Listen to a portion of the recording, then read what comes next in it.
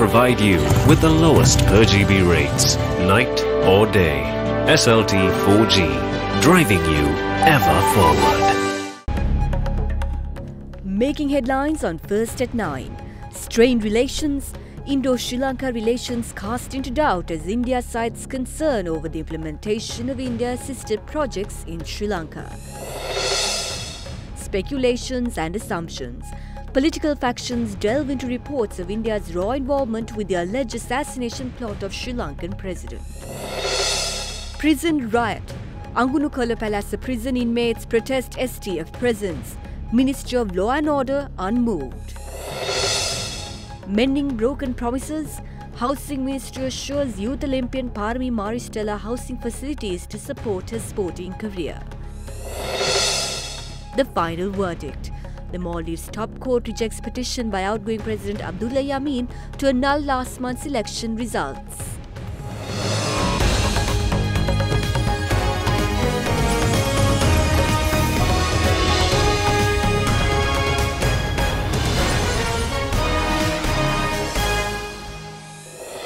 A very good evening to all our viewers. You're with us here on First at 9 rather than at 24/7 Sri Lanka's news channel.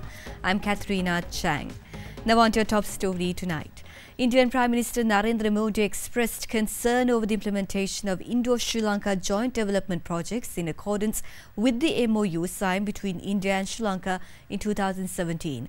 A statement from the Prime Minister's office noted that during talks yesterday between Prime Minister and Ranil Wickremesinghe and his Indian counterpart in New Delhi, Prime Minister Narendra Modi has said that he was not satisfied with the response received from the Sri Lankan government to his overtures. However, the Indian External Affairs Ministry in its statement about the meeting said the two premiers had discussed the entire gamut of bilateral relations and ways to further deepen the historically close and friendly relations between the two countries. It also stated that the parties reviewed the progress in the implementation of various decisions taken during high-level exchanges in the recent past. Prime Minister Ranil Wickremesinghe held talks with his Indian counterpart Narendra Modi in New Delhi yesterday on the final day of his 3-day official visit in India. The meeting took place at the Hyderabad house, during which they discussed a range of issues related to bilateral ties, including the progress of India-assisted development projects in the island nation. Issuing a communique today, the Sri Lankan Prime Minister's office stated that during the meeting, Indian Prime Minister Narendra Modi had expressed concern over the delays of Sri Lanka-India joint projects in the country and requested Prime Minister Ranil Wickremesinghe to take necessary steps to fast-track the development of such projects. The communique went on to further note that Prime Minister Modi is saddened by Sri Lanka's response, even though he engages the most amount of time on diplomatic efforts with Sri Lanka. He further requested that if Sri Lanka has any reservation or doubts with the Indian government, it can be freely taken up for discussion. In response, Prime Minister Wickremesinghe had said that there was no suspicion or misunderstanding on his part or the people of Sri Lanka and expressed his regret for any reason for misunderstanding. The communique added that Prime Minister Wickremesinghe had reassured Indian Prime Minister Narendra Modi that necessary steps will be taken to expedite projects. During the meeting, Narendra Modi said that attention should be given to safeguard national security of both countries and that the two nations should be attentive of external influences. Reassuring India, Prime Minister Ranil Wickremesinghe said that he has always paid special attention to ensure that the security of both countries are ensured and relations with other nations are purely trade and cultural exchange. The communique went on to further say that Narendra Modi expressed India's support to address corruption within Sri Lanka cricket. Following the meeting yesterday, Indian Premier Narendra Modi tweeted, quote, "Delight to meet PM Ranil Wickremesinghe in Delhi. We had fruitful discussions reviewing various aspects of India-Sri Lanka cooperation," unquote. Sri Lanka has sought advice from India on the strategy of purchasing oil in the light of tightening US sanctions over Iran. According to a communique from the Prime Minister's office, Minister of Petroleum Resources Development Arjuna Rantunga sought information from Indian External Affairs Minister Sushma Swaraj on how India will act in the case of tighter sanctions on Iran. Swaraj had explained India's strategy on oil imports going forward and has said Sri Lanka could also follow the process while promising further information. The US has unilaterally withdrawn from the 2015 nuclear deal with Iran and is set to reimpose the second wave of fresh sanctions on the Islamic Republic on November 5th. Sri Lanka is heavily dependent on Iranian light crude imports and is also, along with India, part of the Asian Clearing Union, a kind of net settlement system to maintain international payments.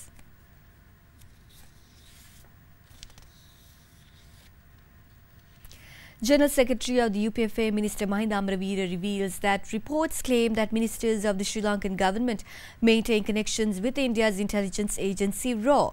Speaking at a public gathering in Hambantota yesterday, the minister went on to say that once these doubts are clarified, both President and Prime Minister have a responsibility to strip them of their powers. Recently, Indian newspaper The Hindu, quoting sources from the Sri Lankan cabinet, reported that President Maithripala Sirisena had accused India's raw intelligence agency of plotting his assassination. පහුගිය දවස්වල අපි දැක්කා පත්තරවල පළවෙනම ජනාධිපතිතුමා ප්‍රකාශයක් කරා ඉන්දියාවට විරුද්ධව චීනට විරුද්ධව කියලා. මේ සම්පූර්ණ අසත්‍ය කැබිනට් මණ්ඩලය. දැන් ඉන්දියාවේ වාර්තාකාරණිය කියනවා මේකේ ඇමතිවරු 4 දෙනෙක් තමයි මේ තොරතුරු දුන්නේ කියලා. දැන් අපි හොයන්න ඕනේ කවුද ඇමතිවරු 4 දෙනා කියලා. අපිට සැක දෙන්නෙක් දැන් ඉන්නවා. මම ඉස්සරහට ඒක සැකේ තහවුරු කරගත්තම කියන්නම්. එහෙම හොයාගත්තොත් ඒ අයගේ තටු ගලවීමේ වගකීම මේ රටේ ජනාධිපතිතුමාටයි අග්‍රාමාත්‍යවරයාටයි තියෙනවායි කියන එකත් මම කියනවා. අපිට වාර්තා වෙන ආකාරයට මේ තොරතුරු දෙන ඇමතිවරු ඒ වාර්තාකාරයෝ හරහා රෝත්තු සේවයත් එක්ක සම්බන්ධකම් තියන අයයි කියන වාර්තාවත් අද අපිට ලැබෙමින් පවතිනවා. පත්තරයට බොරු කියලා රටත් එක්ක තමයි ජාත්‍යන්තරය තරහ කරන්නේ. එහෙම කුමන්ත්‍රණකාරයෝ ඉන්නවා නම් ඒ අය එළවන වගකීමත් අපේ නායකයන්ට තියෙනවායි කියන එක මම මේ අවස්ථාවේ සඳහන් කළ යුතු වෙනවා. Meanwhile, Minister of Sustainable Development and Wildlife, Field Marshal Swaraj Fonseca, does not believe that India's intelligence agency, the Research and Analysis Wing or RAW, would attempt the assassination of politicians in neighbouring countries, including in Sri Lanka. Minister Fonseca expressed his views responding to questions raised by journalists following an event in Kalaniya today.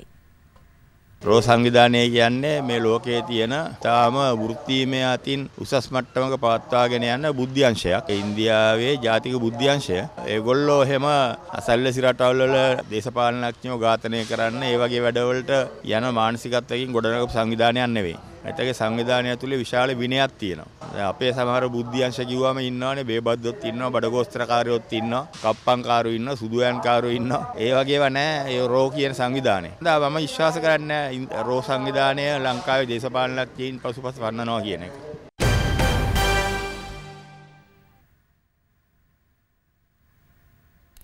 The Economic Research Unit of the Joint Opposition calls on President Maithripala Sirisena to appoint a presidential commission to inquire into matters pertaining to the Board of Investment of Sri Lanka, People's Bank and Bank of Ceylon.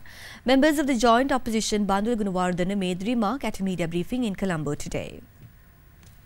රුපියල් බිලියන 3500කට වඩා වැඩි වත්කමක් තියෙන 100% රාජ්‍ය අයිතිය යටතේ පවතින බැංකු දෙක තමයි ලංකා බැංකුව හා මහජන බැංකුව.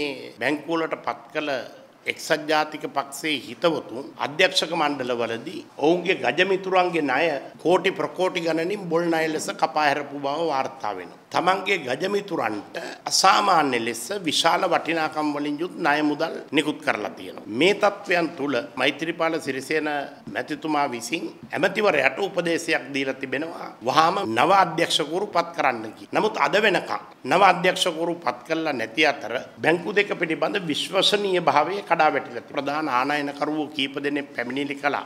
ඕස්ට්‍රේලියාව විසින් අපේ රාජ්‍ය බැංකු දෙක නිකුත් කරන ණයවර ලිපි නොපිළිගැනීමට සූදානමක් පවතින නිසා භාණ්ඩ ආනයනය කරන්න අවහිරතා ඇති වෙනවා කියලා. අපි කියන්නේ ජනාධිපතිතුමාට ලංකා බැංකුව මහජන බැංකුව ආයෝජන මණ්ඩලය පිළිබඳවත් බැඳුම් කර කොමිසම පිළිබඳ පත් කළා වගේ පූර්ණ බල ඇති ජනාධිපති කොමිසමක් පත් කළා. හානි පූර්ණය කිරීමේ පනත් කෙටුම්පත මගින් බෙදුම් වාදයේ පෝෂණය කරන්නත් ප්‍රවර්ධනය කරන්නත් රාජ්‍ය මුදල් භාවිතා කරනවා. ලබන සතියේ සිට මියගිය ත්‍ස්තවාදීන්ගේ අනුස්මරණ උත්සව සහ ස්මාරක හදන්නත් ආණ්ඩුවේ මුදල් වැය කළ හැකි කියන කරුණ තමයි මේ අනුමත කරගෙන තියෙන්නේ.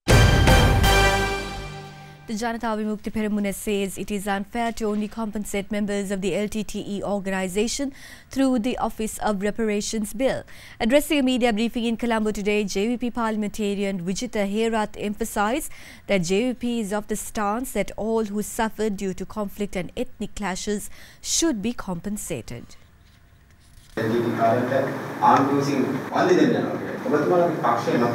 හානි පූරණය සඳහා වෙච්ච පනතක් පාර්ලිමේන්තුවේ සම්මත කරා. එය සිවිල් යුදමේ තත්ත්වයන් යටතේ හෝ වෙනත් ජාතිවාදී ගැටුම් ඇතුලේ හානියටපත් වෙච්ච දේපළවලට හානියටපත් වෙච්ච පුද්ගලයන්ට වන්දි ගෙවීම සඳහා වෙච්ච පනතක්. ජනතා විමුක්ති පෙරමුණ විදියට අපි දකින්නේ යම්කිසි දේශපාලන වැරද්දක් මත මේ රටේ ගැටුමක් නිර්මාණය වුණා නම් යම්කිසි ජන කොට්ටාසයකට අසාධාරණයක් සිද්ධ වුණා නම් ඒ අයට වන්දි ගෙවිය යුතුයි. ඒක හුදෙක් LTT එකට ලඝු කරන එක සාධාරණ නැහැ. Sri Lanka's elephant population remains under constant threat for various reasons, with their numbers receding each year. In the latest incident, 2 elephants lost their lives in 2 separate train accidents within 24 hours in the areas of Ambanpola and Habarana. According to environmental organizations, 160 elephants have died so far this year in Sri Lanka due to various reasons, while 60 of them were killed due to train accidents in the past 3 years.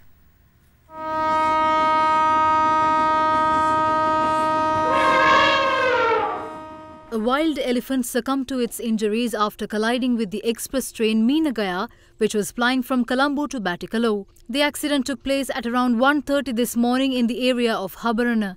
According to wildlife officials, the victim elephant was 10 years old.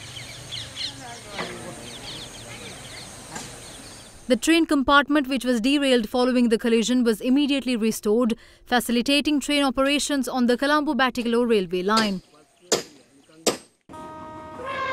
In another accident at around 11:30 last night, 2 wild elephants collided with a train in the Megasandi area located between the Ambanpola and Galgamuwa railway stations. One elephant was killed at the time of accident, while the other was left critically injured.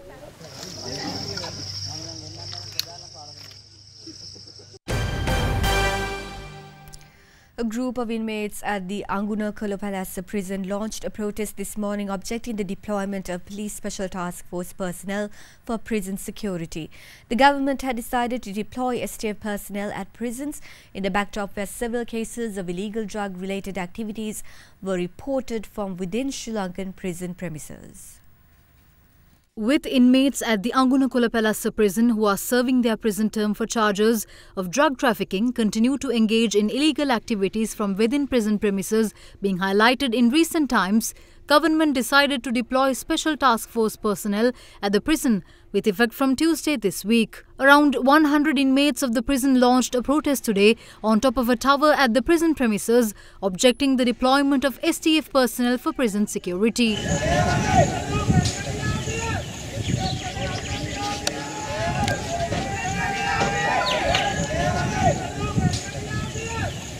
The police special task force was deployed to screen those entering prison premises and to ensure external security of the prison. Inmates engaged in the protest claim that those visiting them are being undressed for security check. When inquired from Senior Assistant Secretary to the Ministry of Justice and Prison Reforms Bandula Jaisinghe, he denied such allegations, adding that the SDF is deployed to prevent irregularities within the prison. We also spoke to Angunakola Palace area residents for their views.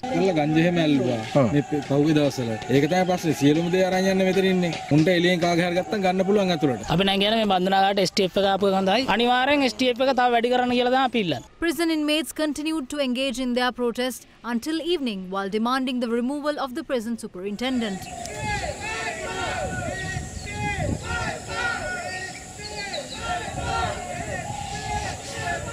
Minister of Law and Order Ranjith Maduma Bandara also expressed his views. බන්ධනාගාර අමාත්‍යාංශය අපෙන් ඉල්ලීමක් කරලා තිබේ STF ආරක්ෂාව දෙන්න කියලා. අපි ඒ ආරක්ෂාව දීලා තියෙනවා. මේ මත්ද්‍රව්‍ය වෙලෙන්දෝ සමහර අයත් එක්ක එක්කහුක වෙලා කරන දේවල් තමයි මේ උද්ඝෝෂණ. According to the Ministry of Justice and Prison Reforms, STF personnel will also be deployed to the Valikada prison with effect from tomorrow. You are watching Sri Lanka's award-winning news channel, Derana 24/7.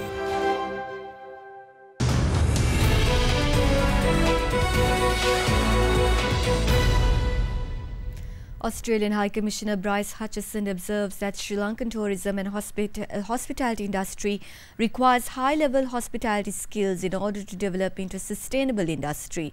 Speaking in Colombo recently, the High Commissioner reiterated Australia's support to Sri Lanka in boosting required skills within the industry and to further create business opportunities.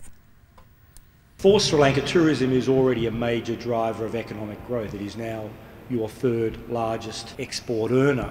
But, and here's the big but, a profitable and sustainable tourism industry requires more than great natural and cultural assets. It requires high-level hospitality skills. And without those high-level hospitality skills, without the software to go with the hardware and the natural attractions, you're just not going to maximise what this country has to offer for tourists. In collaboration with Sri Lanka's Ministry of Skills and Vocational Training, we have for almost 2 years now been taking forward what we call our Skills for Inclusive Growth program. This is valued at about $15 million out to 2022. We're also working with the Sri Lankan Tourism Ministry on a separate initiative. We call it the Market Development Facility. This is not just about development, it's about business opportunity and market growth too.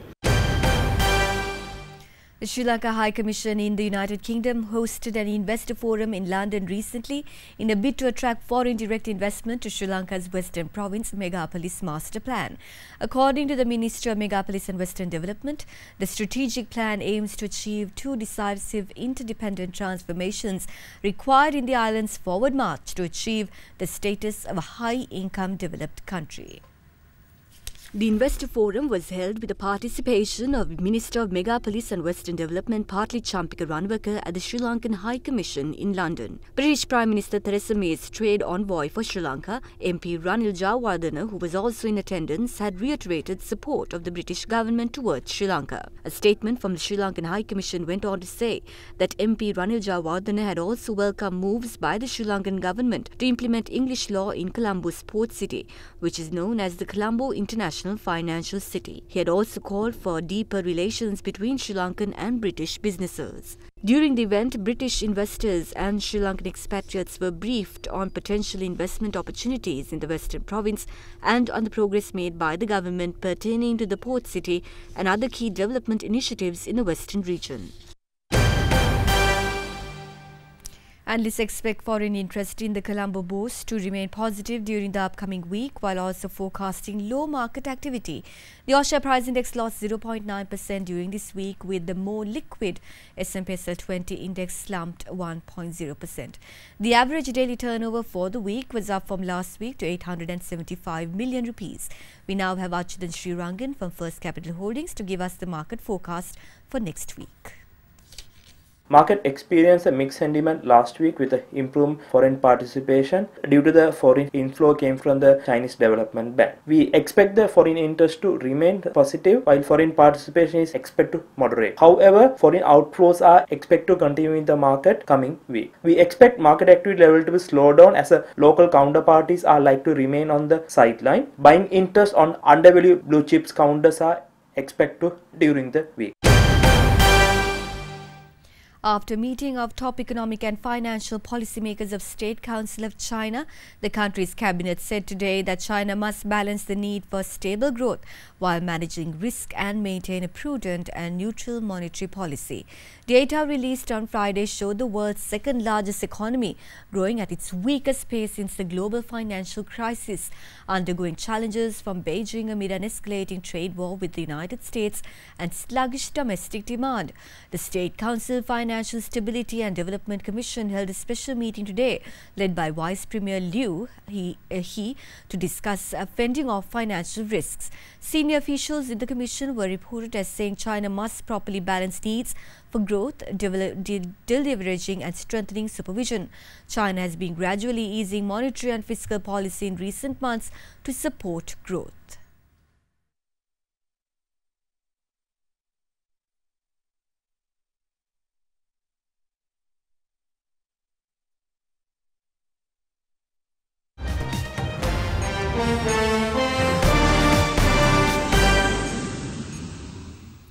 At least 22 people were killed and 170 others injured in a passenger train derailment in northeast Taiwan today. A total of 366 people were on the train traveling between Taipei and the eastern country of Taitung when all 8 of its carriages derailed. Dozens are believed still trapped as rescue operations are underway. It is not immediately clear what caused the train to derail, but witnesses had told local media they heard a loud noise, then sparks and smoke.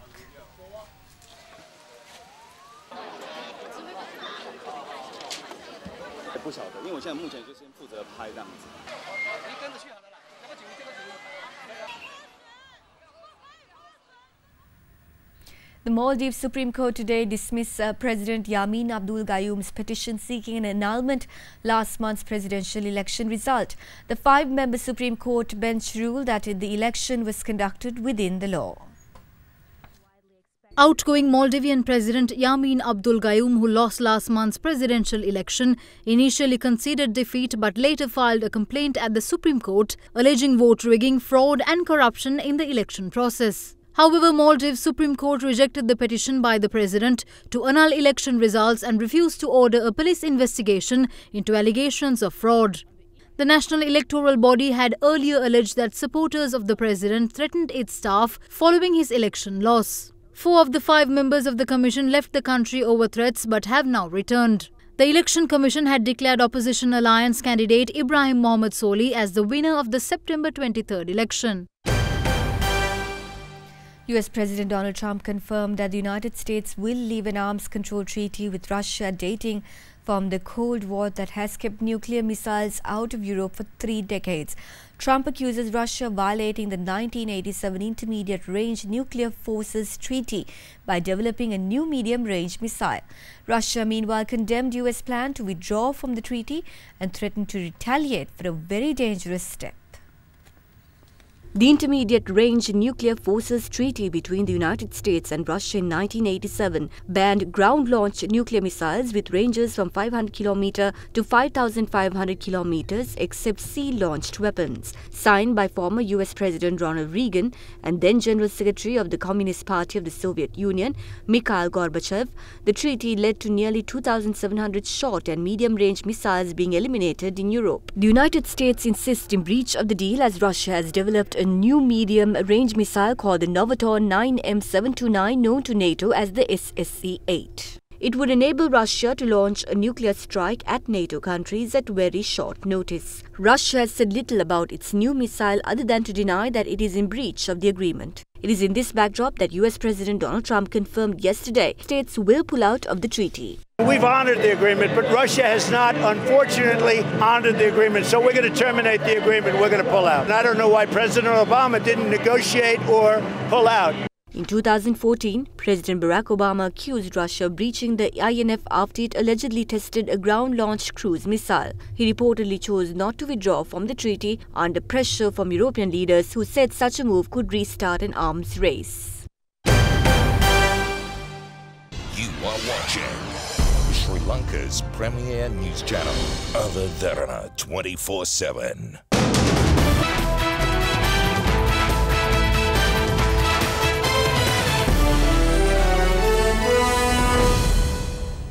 State Minister of Irrigation, Water Resources and Disaster Management Palitharange Bandara visited Parmi Vasanthi Maristella Fernando, who won a bronze medal at the Youth Olympics game yesterday and made a promise to have her residence repaired within 10 days.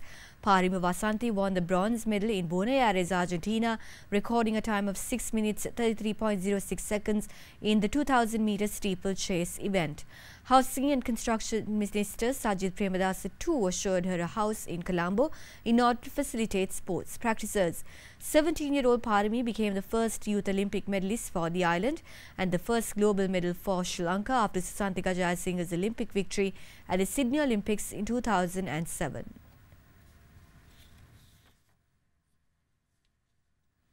Sheila Fernando is at the Derana Weather Centre with your forecast first evening edition.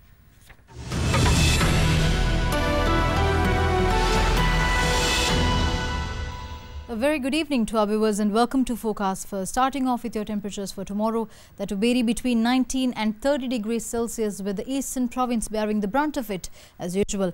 Well, when looking at the map, low pressure zones will develop in the central and western provinces and will gradually spread throughout the island. Well, moving on to your rain forecast for tomorrow, most parts of the upper region of the island will experience showers with thunder activity also expected. It's no difference in the lower region of the island as most parts will experience thunder showers. That's all from the Weather Centre tonight. Up next is your city by city forecast.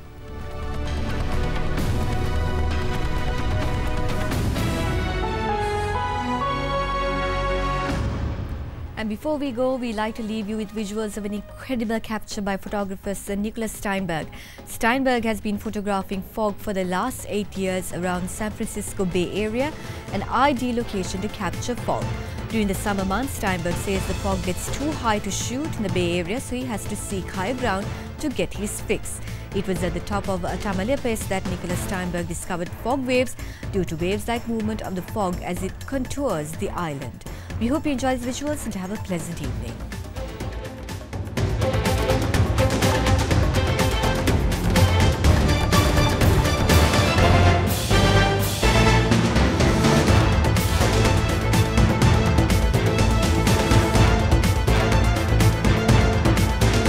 Bringing you the news and information 24 hours a day.